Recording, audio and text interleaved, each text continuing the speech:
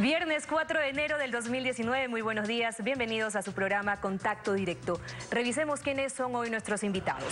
Juan Sebastián Roldán, secretario particular de la Presidencia de la República. El nuevo sistema de comercialización de derivados del petróleo. Liberalización y focalización. Afectación a la transportación de carga y de personas. Globo de ensayo o medidas sin retorno. Ajustes a la economía del Estado despilfarrador. ¿Quién paga la factura? Además nos acompañará Caterina Costa, presidenta de la Federación de Cámaras de Industrias. El alza de los combustibles. La crónica de una muerte anunciada, de reducir el subsidio al consumo marginal de las gasolinas que toca el diésel, que mueve el aparato productivo. También estará con nosotros Jorge Corozo, asambleísta de Alianza País por Chimborazo, presidente de la Comisión de Derechos Colectivos, que tramitó el proyecto de reformas a la Ley de Comunicación. Además, exponente del proyecto de reforma. El veto presidencial solo aborda el tema de las frecuencias. ¿Es marginal o se relaciona con prácticas monopólicas en los medios de mayor alcance?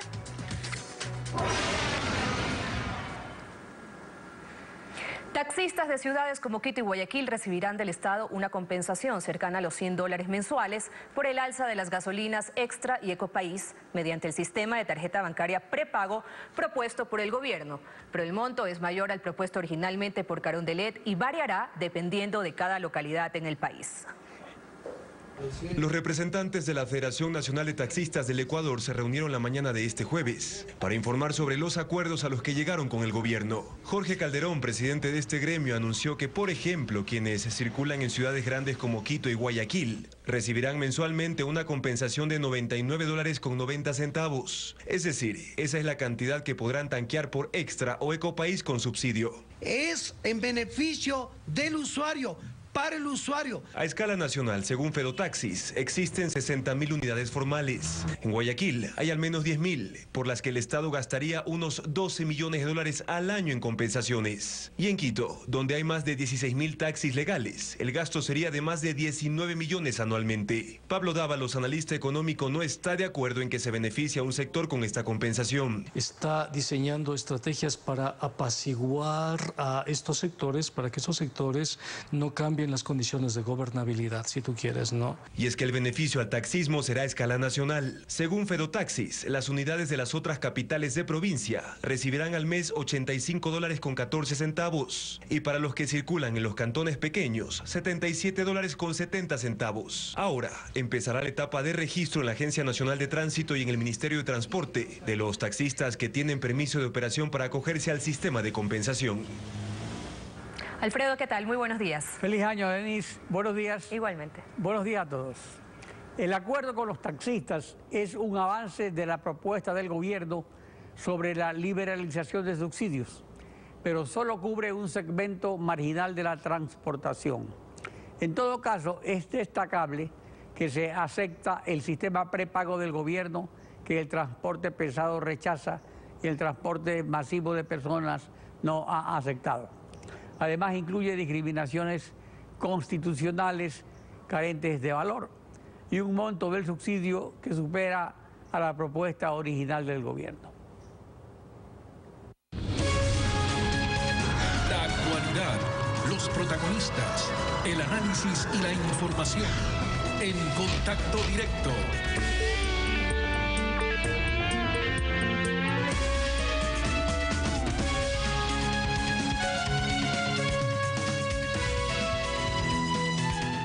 El decreto ejecutivo 619, que comprende un sistema de liberalización de precios y focalización del subsidio a gasolinas, diésel y materias primas de gas licuado, fuel oil, asfalto, crudo reducido y azufre, ha merecido rechazo hasta el momento. El presidente del FUT, José Villavicencio, y el presidente de la Federación de Transporte Pesado, Luis Felipe Vizcaíno, precisaron lo siguiente. Escuchemos. Cuando hablamos de recuperar el poder adquisitivo, hablamos de recortar la brecha entre el salario básico que está en 386 o que estaba en 386 frente a un costo de la canasta básica de $714. El Frente Unitario de Trabajadores ha planteado su inconformidad sobre las medidas económicas y por eso en el 27 de diciembre hemos planteado de que el presidente Moreno tiene que rectificar las políticas y derogar el decreto sobre los incrementos a los combustibles, porque aquí no está en discusión a quién se le va a subir o a quién o quién va a pagar más, sino a quién va a afectar, y nosotros consideramos de que a quién va a afectar es a la mayoría del pueblo ecuatoriano, se va a ver afectada la economía popular. El diésel es el elemento más sensible que traslada los precios en la economía a todos los productos de primera necesidad y estamos preocupados porque podría afectar a los sectores más vulnerables de la sociedad, ya que nosotros movemos el arroz, el azúcar, el diésel, el papel higiénico, la carne, los alimentos, etcétera,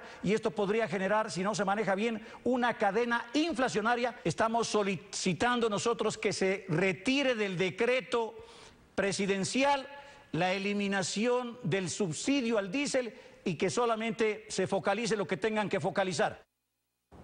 Juan Sebastián Roldán, secretario particular de la Presidencia de la República. Buen día, bienvenido a Contacto Directo. Buenos días, Alfredo. Feliz año para usted y para todas las personas que hoy nos miran y nos escuchan. Gracias, igualmente. Inicialmente solo se habló de suprimir el subsidio a las gasolinas, que alcanza el 10% del total. Y sin consulta previa, según dicen los interlocutores, el decreto incluyó el diésel, que abarca la mayor parte del subsidio, aunque su vigencia está diferida. ¿Hasta qué punto se considerará? ¿Es solo para dejar constancia de la decisión del gobierno y de la oposición popular esta medida o se la dejará en suspenso? Alfredo, como los ecuatorianos escucharon ayer por la noche al presidente de la República, las decisiones que se toman son decisiones responsables. Hay una distorsión muy grave con los subsidios a los combustibles y es por eso que la gasolina extra sube 37 centavos. Hay un acuerdo con los taxistas para beneficiar a los usuarios, para que su vida no se encarezca, precisamente para lo contrario de lo que dijeron los señores que anteponieron la entrevista que acabo de tener. Nosotros vamos a cuidar que el precio de la vida no suba y por eso también el diésel se va a mantener a 1.037 para el transporte público, el transporte de carga, el transporte escolar y el transporte turístico. Todo el resto del diésel sí tendrá un incremento y es en ese en el que hay que focalizar dicho incremento. El resto de las discusiones lamentablemente son distorsiones que se pueden presentar en cualquier espacio de decisión del gobierno y el gobierno lo que está haciendo lo está haciendo por principios éticos para mejorar estructuralmente la economía del país. Es vital el entorno social en el que se toman las medidas. Al respecto, José Villavicencio, presidente del FUT, recuerda lo siguiente. El tema de cobrar a los evasores de impuestos que bordean los 4.160 millones de dólares, el tema de eliminar la intermediación petrolera que significa al Estado 480 millones de dólares, ver los mecanismos de recuperar los dineros mal habidos, porque se nos dice que es inmoral de que el pueblo ecuatoriano durante 10 años ha pagado 50.000 millones de dólares por subsidio al tema de la gasolina extra, pero nosotros también le decimos al ministro de Finanzas, inmoral es seguir condonando multas e intereses a los grandes grupos económicos, no cobrar a los evasores de impuestos, no revisar el tema petrolero, no ver los mecanismos para recuperar los dineros mal habidos. Eso también es inmoral y se toma la decisión de seguir afectando al pueblo ecuatoriano. ¿Hay algún plan de acción del gobierno en ejecución o continúan la intermediación petrolera y la impunidad? Como usted vio ayer, Alfredo, el presidente de la República dio los primeros resultados sobre los 5 primeros proyectos que Naciones Unidas ha revisado en el Ecuador con escandalosas revelaciones. Por ejemplo, el 99% de la refinería de Esmeraldas fue contratada a dedo. Esa misma refinería costó 1.500 millones de dólares de sobreprecio y además hay que rehabilitarla, por poner solamente un ejemplo. O el terminal Pascuales Cuenca, que hoy día tiene graves problemas de grietas con 3 veces de sobreprecio y que si es que no tiene una reparación urgente corre el riesgo de que salga el gas. Eso lo denunció Naciones Naciones Unidas a partir de una petición del gobierno. Entonces, decir que esto está en impunidad, lamentablemente, no solamente es una imprecisión, sino que ya termina siendo casi una posición política del señor Villavicencio. Lo comprendemos, el señor Villavicencio también se quejó cuando se subió la súper, estemos hablando de la gasolina para la gama más alta de la población, y esa gasolina, después de que nosotros liberalizamos el precio la semana antepasada, hoy día ya es más barata de lo que era cuando tomamos esa decisión. Son decisiones responsables, Alfredo, son decisiones difíciles, como lo dijo el presidente, solamente que al presidente lo eligieron para tomar decisiones difíciles que conduzcan al país hacia la prosperidad, y eso es lo que estamos haciendo. Acerca del informe de Naciones Unidas, lo que ha ocurrido en todos esos proyectos ya se conocía desde hace un año, ahora se lo precisa. Ahora, acerca de la impunidad en general, el presidente ya descartó su promesa de campaña electoral de una comisión antiimpunidad con expertos de Naciones Unidas como en Guatemala. Entre tanto, 3 fiscales generales han desfilado con este gobierno en un año, y la sentencia del caso Odebrecht contra Glass no está en firme, está en casación, y parece que se espera que baje la ira popular para rebajarle la pena. Y ahora el presidente presenta denuncias a Fiscalía. ¿Qué espera el jefe de Estado para reforzar con Naciones Unidas a la Fiscalía y que sus denuncias no reposen, como él dijo, en la Fiscalía? Como usted vio ayer, Alfredo, no hay una decisión del gobierno de una cirugía mayor contra la corrupción. Se presentaron resultados muy contundentes. Esos resultados son entregados por empresas contratadas por Naciones Unidas de carácter y respeto internacional, que terminan demostrándoles a los ecuatorianos que la lucha contra la corrupción se hace con la efectividad del caso en este gobierno. Nosotros presentamos una norma anticorrupción que, si es que estaría ya en vigencia, buena parte de los 2.500 millones de dólares que se despilfarraron en estos 5 proyectos podrían perfectamente, nosotros podríamos... Perdón, no le escuché a Alfredo porque me interrumpió. ¿Hace cuántos meses presentó el presidente ese proyecto? Hace 4 meses, Alfredo. Hace 4 meses. Habrá que preguntarle a la Asamblea por qué reposa ahí, a la presidenta de la comisión, Marcela Guiñaga, por qué ni siquiera ha ido al primer debate de la Asamblea.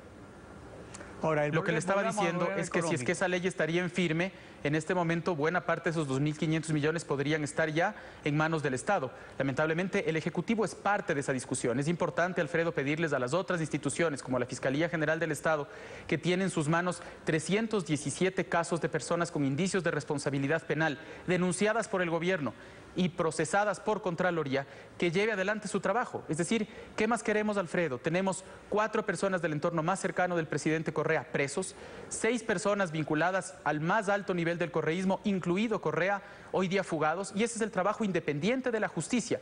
Al gobierno lo que le corresponde es lo que ha hecho: institucionalizar el país, liberar la libertad de expresión y denunciar todo lo que haya que hacer sin miramientos, y tomar decisiones, Alfredo, sin cálculos políticos absurdos, sin mirar las elecciones locales. Si es que hay que corregir los subsidios, hay que corregirlos a tiempo para subsanar y mejorar la economía estructuralmente. Bueno, pero eso lo toma el gobierno como jefe del Ejecutivo, pero el presidente también es jefe del Estado, y dentro del Estado están varias funciones del Estado, y hay una función que claramente está rezagada, porque las denuncias que presenta el Ejecutivo, las denuncias que presenta la ciudadanía, en fin, no han tenido hasta el momento en Fiscalía un resultado. Más bien tenemos que no hay fiscal. Ese es el resultado. El presidente de la República, como usted bien conoce, es el presidente de una de las funciones. El presidente Moreno lo deja claro todo el tiempo: la independencia de funciones es fundamental para la democracia. El expresidente Correa lamentablemente distorsionó esto, casi apareciendo como un jefe de todos los poderes. Eso no es así. El Consejo de Participación Ciudadana va a nombrar nuevo fiscal a partir de la presentación de candidatos el próximo viernes, y por eso el presidente Moreno pidió a los mejores ecuatorianos y ecuatorianas que se presenten para ese cargo. A nosotros nos corresponde respetar las otras funciones del Estado, Alfredo, porque de otra manera caer en la tentación de creernos jefes de todos, o que el presidente crea ser jefe de todos, nos lleva a la triste década que vivimos en el pasado. Creo que no nos podemos confundir. Lo que nos corresponde es denunciar, nos corresponde presionar, y nos corresponde en este momento buscar que los mejores resultados se entreguen a la ciudadanía. Específicas.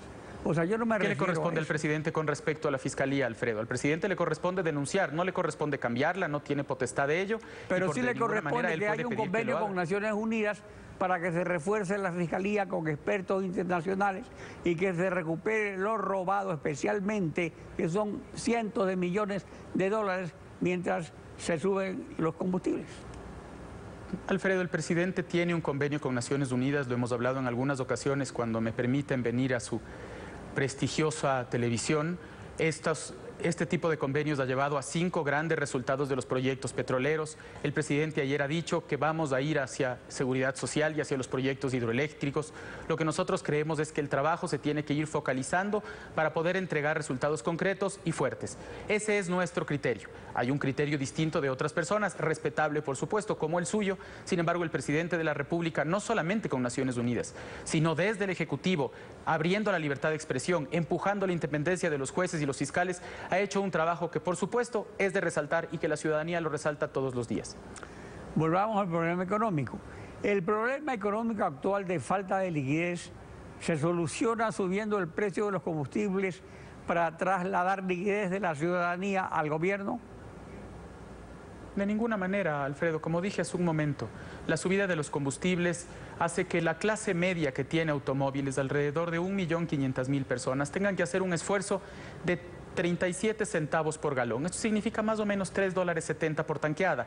Digamos que tanquee 4 veces al mes, alrededor de $15 es lo que la gente va a hacer como esfuerzo para poder recuperar alrededor de $1.200 millones en subsidios y en el recorte del Estado al respecto de la no contratación de 25.000 personas en las vacantes y de bajar 30% el salario a los ministros en total. Es decir, lo que nosotros estamos haciendo como gobierno es dando el ejemplo de lo que nosotros pedimos y no le estamos cargando a la gente en el precio de la vida, porque por eso es que el diésel se mantendrá en 1.037 para transporte de personas, transporte de carga, transporte turístico, transporte escolar. Y por eso se busca una compensación para los taxistas para que no le cueste a la gente, a los usuarios, y esos taxistas con la compensación también tendrán que garantizar mejorar el servicio para los usuarios. Entonces no le estamos entregando a la gente, sino el beneficio de una economía saneada, de una situación fiscal mejor. Ahora, pero siempre se ofrece mejorar el servicio, mejorar la gasolina, pero no ocurre.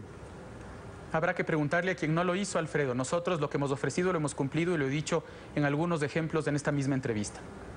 Ahora, ante el rechazo al alza de los combustibles por parte del transporte pesado y el transporte masivo de personas, no hay otra alternativa.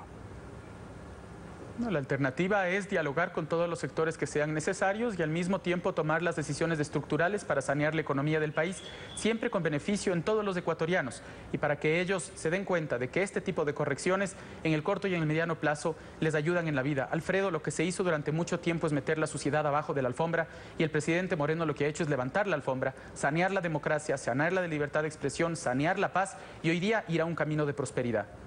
Juan Sebastián Roldán, secretario privado del presidente, gracias por acompañarnos en Contacto Directo. Gracias. Denis. Tras la pausa, Caterina Costa, presidenta de la Federación de Cámaras de Industrias, liberalización y focalización del subsidio al diésel, el combustible de mayor consumo. ¿En qué medida afecta a la industria? En pocos minutos, ya regresamos.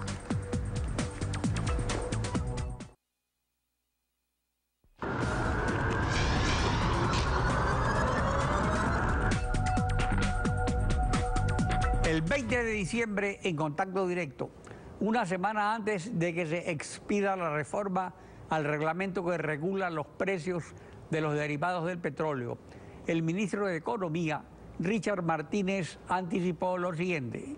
Recordemos. Primero, hay un ajuste al precio de la gasolina extra, una reducción del subsidio para la gasolina que usan el 30% de los ecuatorianos. No olvidemos que el 70% adicional se movilizan en transporte público. Esas personas no van a estar afectadas porque el diésel de transporte público no se topa. Tampoco se topa el gas de uso doméstico que las familias ecuatorianas utilizan en su día a día. Y por el otro lado, también tenemos en el caso de subsidios la liberalización de la importación de subsidio industrial, de tal manera que puede existir más competencia, que el mercado regule los precios y que el precio no esté atado al subsidio, sino que se deslinde del mismo y podamos hacer compensaciones directas a sectores que lo necesitan porque generan altas fuentes de empleo o porque generan divisas al país. Caterina Costa, presidenta de la Federación Nacional de Cámaras de Industrias. Buen día, bienvenida a Contacto Directo. Gracias, Alfredo, un cordial saludo y un feliz año a la audiencia de Contacto Directo. Lo mismo para usted. El alza del diésel para la industria tomó desprevenida a la industria? Mire, creo que antes de contestar su pregunta, todos tenemos que tener claro que la situación actual es principal responsabilidad del despilfarro y de las malas políticas económicas del gobierno anterior, que nos dejaron una deuda pública inmensa y que además nos dejó una estructura del Estado gigante que nos tocará pagar a todos los ecuatorianos por muchísimo tiempo.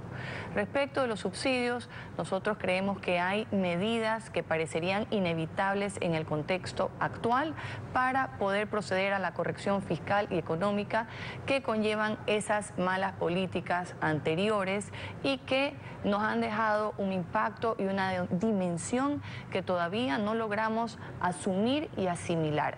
El camino hacia la transparencia de los precios y las cifras de toda la economía es importante que sea continuado, focalizando esos subsidios, reduciéndolos y dándoselos a los sectores que realmente lo necesitan, cuidando de la población de menores ingresos y de la frágil competitividad del país. Es importante que tengamos claro que los subsidios no deben satanizarse, son herramientas e instrumentos de desarrollo a nivel mundial, siempre y cuando estos cumplan con el requisito de la focalización, la temporalidad y obviamente el financiamiento debido. Nosotros, como industria, desde hace muchísimo tiempo no recibimos en general ningún subsidio.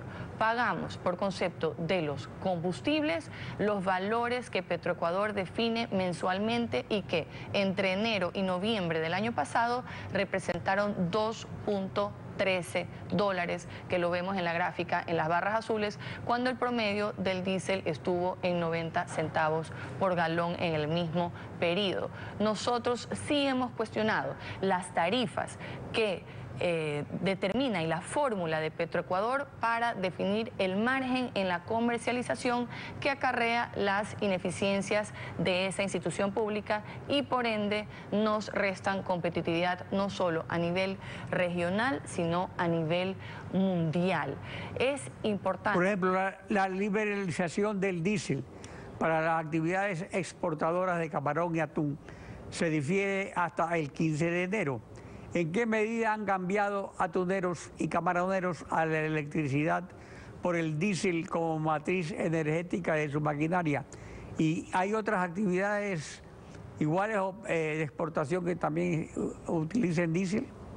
No, si nosotros vemos el total de los subsidios, el valor global, nosotros vemos que por los combustibles estamos hablando de 1.743 millones de dólares, esto es el 39%, el 44%, o sea, 1.995 millones de dólares van a los subsidios de la seguridad social y el resto, alrededor de 800 millones de dólares, a otros subsidios. Respecto de los combustibles, ahí tenemos 950 millones de dólares para el diésel, 650 millones de dólares para el gas y el resto en otros. Esos valores realmente tienen que analizarse porque del valor del subsidio del diésel, que es el 56% del total de los subsidios de combustibles, el 63% se relaciona al transporte pesado. Pero yo les estaba preguntando en relación a la actividad exportadora de camaroneros y atuneros. Nosotros creemos que efectivamente esa comercialización, y no solo la comercialización, debe liberalizarse también la producción y la importación. Eso es parte de las oportunidades que nosotros necesitamos para tener energía y combustibles a precios asequibles que nos han sido negados porque tenemos una refinería que fue repotenciada y que no sabemos qué produce, porque tenemos 1.500 millones de dólares que se utilizaron para una refinería que quedó... Ahora, hay formas de compensar, digamos, esa alza para los exportadores. ¿Qué formas serían? Sí, bueno, eso es lo que justamente se está analizando, pero la liberalización es importante porque tenemos un sector petrolero y un sector eléctrico que son focos de corrupción y de ineficiencia, que han traicionado a todos los ecuatorianos y que nos han hecho perder al sector productivo las esperanzas de tener combustible y tener energía a precios internacionales, a precios competitivos. Creo que es momento de poner el hombro y ese cambio para la liberalización es el cambio que en momentos de crisis encontramos las oportunidades para liberalizar la economía, y eso significa que todos tenemos que poner el hombro ya. ¿Hay otras actividades industriales afectadas por el alza del diésel? ¿En qué medida en relación a toda la industria nacional?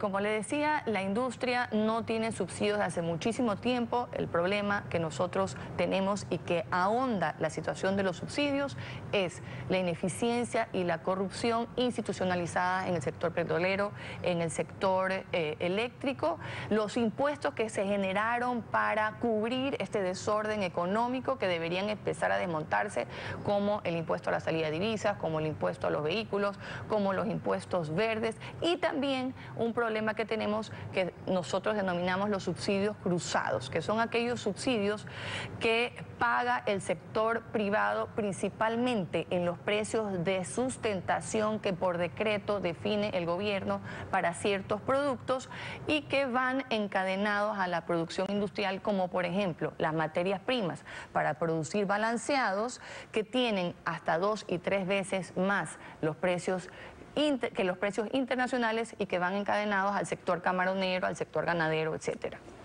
La Federación Nacional de Transporte Pesado le pide al gobierno dar marcha atrás en la focalización del subsidio al diésel. ¿Estarían de acuerdo? Nosotros creemos que los subsidios no pueden ser satanizados, insisto, esos son herramientas de desarrollo, pero debe transparentarse la realidad actual, porque no podemos continuar con esta situación que sigue ahondando la problemática que hemos recibido del gobierno anterior. La transparencia debe darse y es importante que continuemos en esa línea para poder regular otros problemas que tenemos, como decía, los problemas de la corrupción, los problemas de la ineficiencia, de los monopolios, que tienen que terminarse ya en este momento, porque sencillamente nos están cargando costos que nosotros no podemos seguir cubriendo. La impunidad para los causantes de la crisis desmoraliza, indigna, es una deuda impaga del Estado.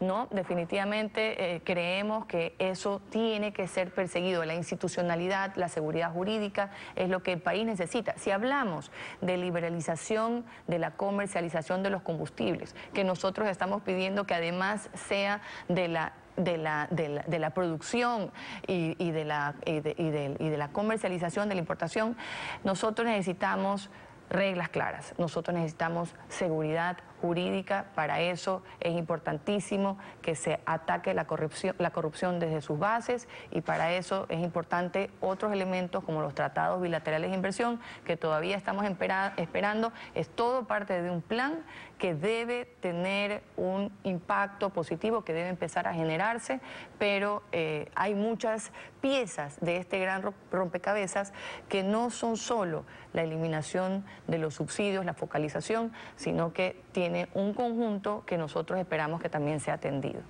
La Cámara de Industria organizó hace algún tiempo conferencias a las que invitó a la canciller de Guatemala, en la cual se demostró el éxito que ha tenido esta comisión de expertos de Naciones Unidas para reforzar la labor que hacen los fiscales que aquí están dormidos y para poder recuperar los dineros que se robaron y que están en el exterior. ¿Cree la Cámara que es necesario ese reforzamiento a la justicia, que es muy lenta? Nosotros conocemos perfectamente la función de la CICIG en Guatemala, la función que cumplió la fiscal Tel Maldana, que ya no está en ese rol. Inclusive invitamos al comisionado Iván Velázquez para que venga al país. Una institución técnica es importante porque la Fiscalía necesita el apoyo de la información, de los mecanismos, de los medios. Las formas de corrupción a nivel internacional y lo que vivimos en el país, ese doloroso problema de la corrupción que subsiste, como he dicho, en los sectores eléctricos, en los sectores petroleros, debe ser atacado mirando obviamente también hacia adelante. Por eso nosotros decimos, por favor, ya no más monopolios en estos sectores, es lo único que va a permitir que esa corrupción se termine, mirando hacia adelante, y que podamos tener los precios que nos merecemos como país productor de petróleo, como país que ha invertido ingentes recursos en hidroeléctricas y que nos merecemos precios accesibles para esa energía y para esos combustibles. Caterina Costa, gracias por su participación en Contacto Directo. Denise. Breve pausa y cuando regresemos, Jorge Corozo de Alianza País, asambleísta ponente del proyecto de reformas a la Ley de Comunicación. La anunciada objeción parcial del presidente de la República a la renovación automática de frecuencias de radio y televisión. Manténgase en nuestra sintonía, ya regresamos.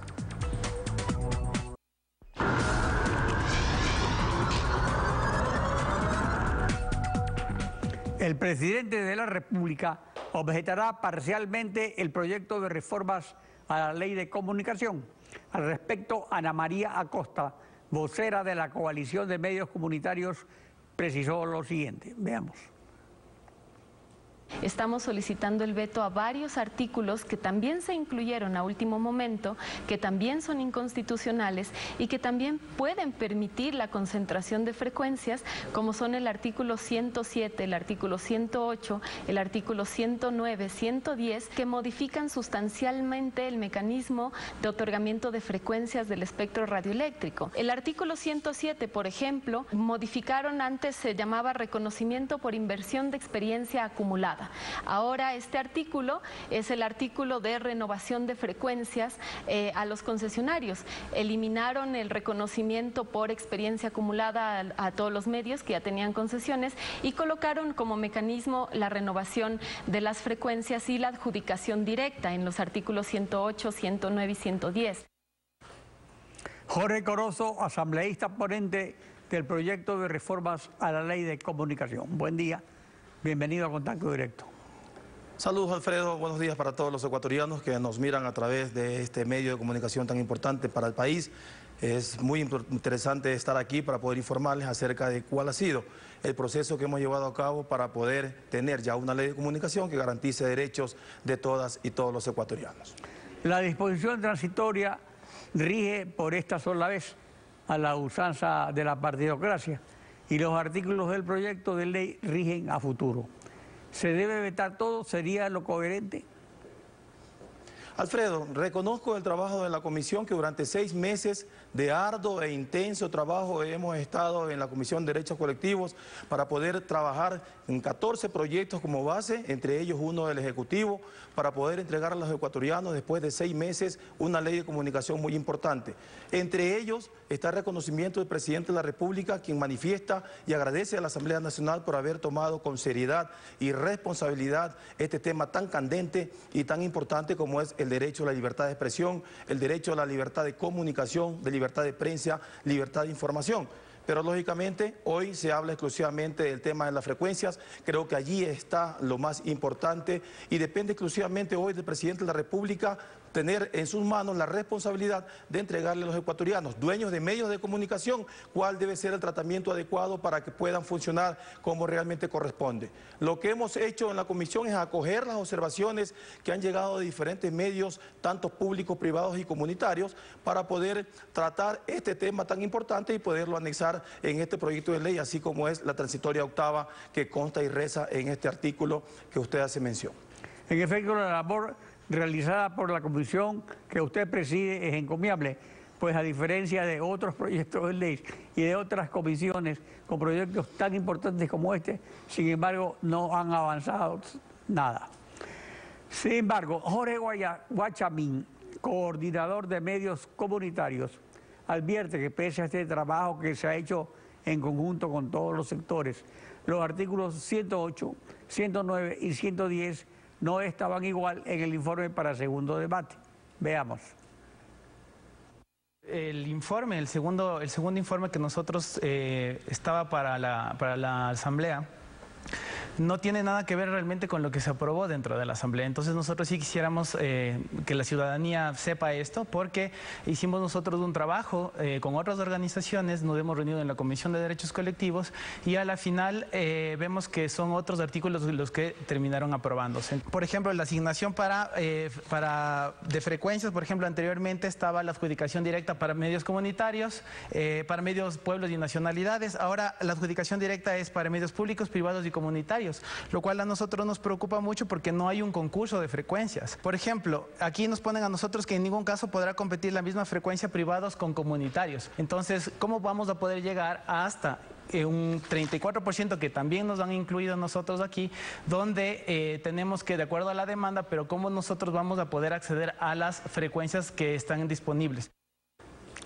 Esta exclusión de los medios comunitarios de la renovación automática, ¿la aprobó la comisión o la incluyó usted como ponente después de las sugerencias que se presentaron en el segundo debate?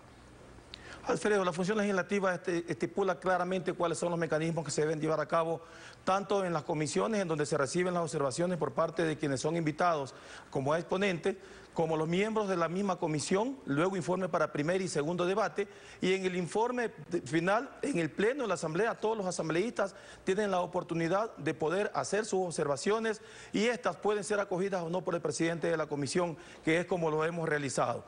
Lo que manifiesta el caballero anteriormente, sin dar nombre de quién sea la persona, es lógicamente una parte de lo que se trata en la Comisión de Derechos Colectivos.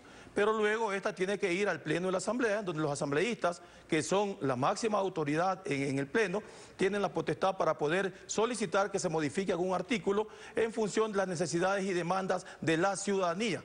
Ellos son quienes representan al pueblo realmente y es por eso que muchas de las observaciones han sido modificadas y recogen ahora otro texto final.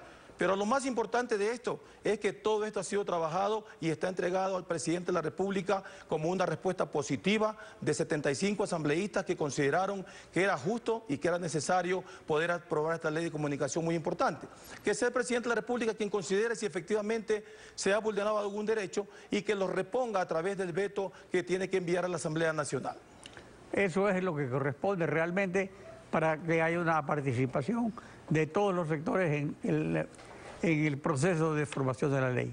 Ahora, además de las irregularidades constatadas por Contraloría en el concurso que organizó el gobierno anterior, también hay otras en las que incurrió Arcotel fuera de concurso. ¿Qué ocurrirá con esas irregularidades que violan la ley que condena las prácticas monopólicas? Tiene que tomarse en consideración el informe de Contraloría, Alfredo, porque en este país siempre hablamos de que se ha violado, se ha irregulado algunos procesos, pero no se determina efectivamente cuál va a ser la sanción a aquellos que han cometido esas irregularidades. Esta ley de comunicación lo que garantiza es el derecho a la libertad de expresión, libertad de prensa, que nunca más en el país los comunicadores estén con presión para poder ejercer su trabajo y que los medios de comunicación jamás vuelvan a ser sometidos a esa presión del insulto, del atropello, de las sanciones administrativas y de otras formas conexas que se han dado en los últimos 5 años. Le corresponde exclusivamente hoy al Ejecutivo, vuelvo y lo repito, tener en su mano esta herramienta para poder determinar cuál debe ser el mecanismo más adecuado que se debe llevar a cabo para que se esclarezca de una vez por todas cómo tiene que adjudicarse las frecuencias a futuro. Nosotros lo que hemos hecho en la comisión durante estos 6 meses es recoger todas las inquietudes y necesidades de todos los gremios de la comunicación, tanto públicos, privados y comunitarios, de los periodistas que han sido maltratados, de aquellos que han sufrido en estos 5 años, el acoso, el atropello, el linchamiento mediático, la censura previa, y hemos recogido este informe para que el presidente de la República lo tenga en sus manos y él determine efectivamente si es que existe algún veto, algún artículo que lo mejore y que le garantice a los ecuatorianos cómo tienen que ser los procesos en la adjudicación de la frecuencia para que no existan violaciones a todos aquellos que tienen derechos adquiridos, como así lo mandan muchísimos radiodifusores del país. En efecto, hemos visto la parte controvertida del proyecto que contraría los instrumentos internacionales de derechos humanos que condenan las prácticas monopólicas. El presidente lo puede corregir y seguramente lo va a hacer mediante el veto. Pero ¿qué sería para usted finalmente, después de esta labor cumplida, lo más destacado del proyecto, el principal aporte de la Asamblea a la libertad de expresión? Muy importante, Alfredo. No se olvide que la ley de comunicación vigente, a comparación del trabajo que hemos hecho hoy en la Asamblea Nacional y en la Comisión, es completamente diferente. Esta es una ley no sancionadora, es una ley que no mira lo punitivo, es una ley que no trata el tema administrativo, es una ley que elimina completamente la Supercon, que fue la medida sancionadora por la cual muchos medios de comunicación han tenido que quebrar incluso. Es una ley que no permite, bajo ningún concepto, que se violen los instrumentos internacionales de derecho de libertad de prensa, de libertad de comunicación, libertad de información, que permite a todos los ecuatorianos tener y respirar libertad para poder decir lo que se piensa, hasta incluso al mismo gobierno, para que se corrijan los errores del pasado y no se vuelvan a atropellar a los ciudadanos de a pie. Creo que eso es muy importante, garantizar el derecho a decir que en el Ecuador ya se vive en una libertad total.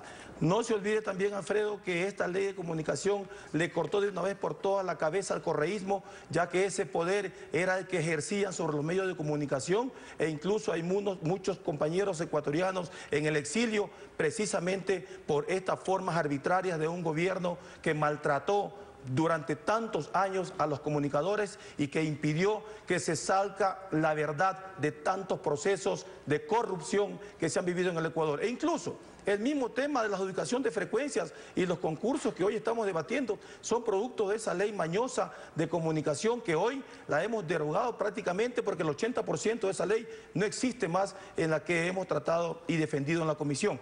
Pero por sobre todas las cosas, vamos a darle muy claro a los ecuatorianos que hoy les garantizamos que con esta ley de comunicación, tanto usted, que es un comunicador con tantos años de experiencias, como este medio importante de comunicación, ya pueden trabajar y entregar a los ecuatorianos una herramienta para que podamos vivir en democracia y en libertad de expresión.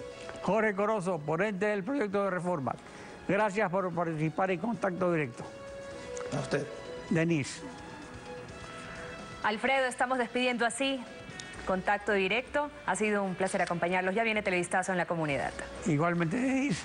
Mañana continuamos rayando la desinformación. El lunes. Perdón.